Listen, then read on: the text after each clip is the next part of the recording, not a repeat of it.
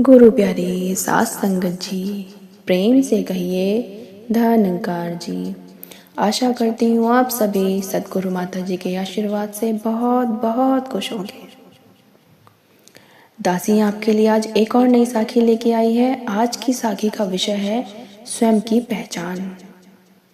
संतो जी, हमारी स्वयं की पहचान सिर्फ हमारे शरीर से नहीं, हमारे कर्म, हमारी क्रियाएं, हमारी बोली सबसे होती है। हमारी सोच, हर प्रकार से हमारी पहचान होती है। तो चलिए संतो जी, आज की साखी का आनंद लेते हैं। एक सेठ एक सन्यासी की कुटिया पर पहुंचा और उनसे निवेदन किया, स्वामी जी, आज आप कृपया मेरे घर भोजन के लिए पधारें। आप आएंगे तो कुछ धर्म चर्चा भी होगी, मेरे ज्ञान की थोड़ी वृद्धि भी होगी। सेठ की बात सुनकर सन्यासी ने सोचा कि अगर इसे ऐसा करने से कुछ लाभ प्राप्त होता है, कुछ ज्ञान प्राप्त होता है, तो इसका आमंत्रण स्वीकार करने में इनकार न करना ही उचित है।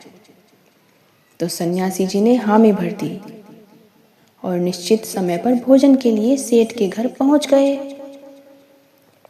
सेठ ने सन्यासी के सामने स्वादिष्ट व्यंजन परोसे और फिर अपनी उपलब्धियों की चर्चा करने लगा कि मैं बहुत बड़ा कारोबार करता हूँ, मेरे पास सैकड़ों एकड़ ज़मीन है, मेरा कारोबार देश भर में फैला हुआ है, मैंने धर्म के प्रचार के लिए भी बहुत कुछ किया है, अपने गांव में धर्मशालाएं बनवाई हैं, मंदिर बनवाए हैं, उनमें बहुत हर सोमवार को प्रसाद बंटवाता हूँ, मैं गरीबों में दान करता हूँ।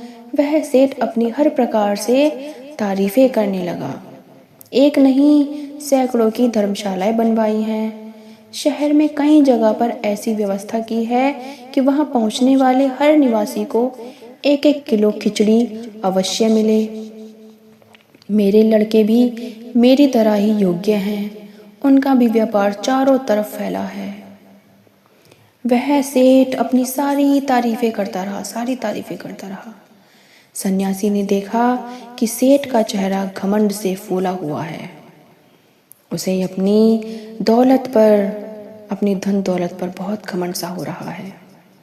वह अपनी हर बात पर गदगद हो रहा था।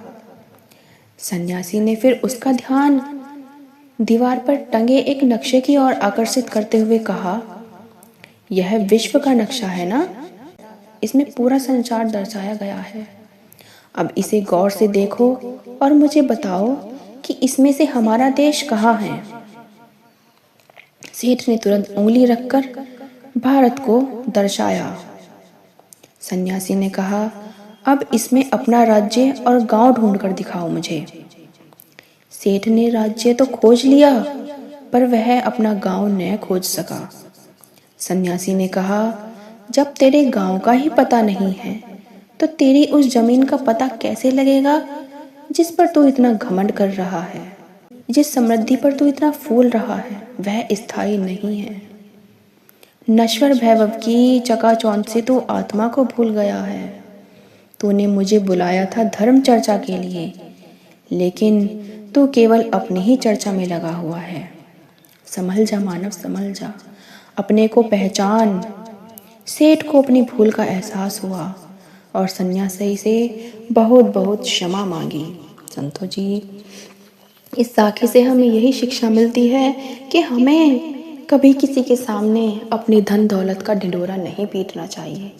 अगर हम कोई सेवा का कार्य कर भी रहे हैं, तो हमें तो सेवा ऐसे करनी चाहिए कि हम अपने सीधे हाथ से सेवा करें, तो हमारे बाएं हाथ को भी सेवा का पता ना चले। तो वैसे अपनी कार्यों की ढिंढोरा पीटना बिल्कुल गलत बात है। ऐसे हमें अपनी चर्चाएं नहीं करनी चाहिए और अपने धन दौलत पर कभी घमंड नहीं करना चाहिए संतो जी, क्योंकि ये मिट्टी का शरीर है, इस टिकने वाला नहीं है और ना ही हमारी यहाँ कोई चीज़ रहने वाली है। तो संतो जी, आपको साखी कैसी लगी कमेंट में ज़रूर बताएं और आगे हम आपके लिए ऐसे ही और अच्छी से अच्छी साखी लाते रहेंगे। प्रेम से कहिए संतो जी, धनंकार जी।